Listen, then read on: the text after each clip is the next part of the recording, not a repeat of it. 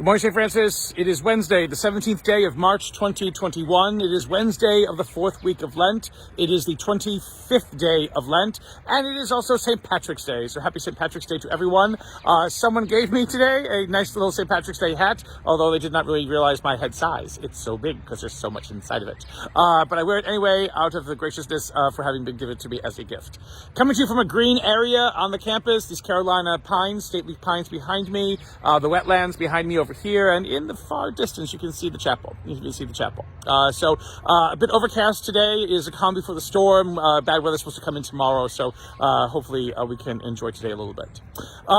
Today's readings, both Isaiah reading in the first reading and then the gospel from John's gospel, are interesting because they might seem to be contrasting, but they're actually quite complementary.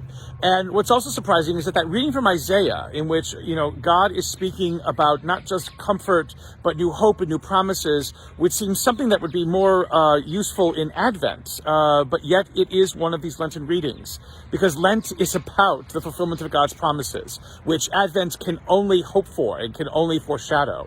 They begin to come true in the season of Lent that leads into the season of Easter. And so what God has to say, again, about a land that is flowing and with abundance, with people being able to live in harmony and peace with one another, in a life that is meant to be fulfilling and wholesome, all of that is what Jesus comes to bring. And so we move into this fifth chapter of John, again, with a growing animosity between Jesus and Jewish leadership is much more apparent. Again, they refuse to believe that Jesus can be anything more than just a nuisance, a carpenter's son, someone who is just a rabble-rouser, because he is daring to challenge and to confront, their small-minded ways of thinking about who and what God is.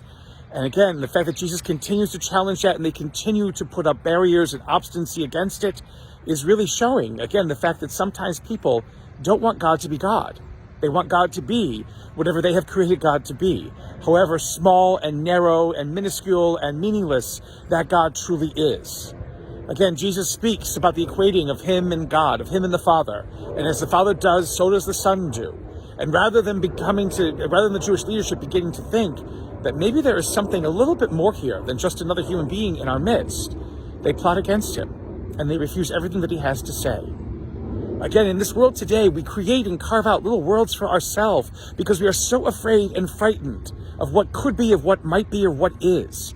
And so we become more and more immersed in these small little worlds and these small little gods that we create for us, and a small little faith and a small little church, which really becomes our undoing, because it blocks the great power and the great work of God alive in our midst. For us to continue to live in such smallness of mind and heart can never truly ever embrace the gospel, what the gospel offers to give us, what the gospel has in store for us.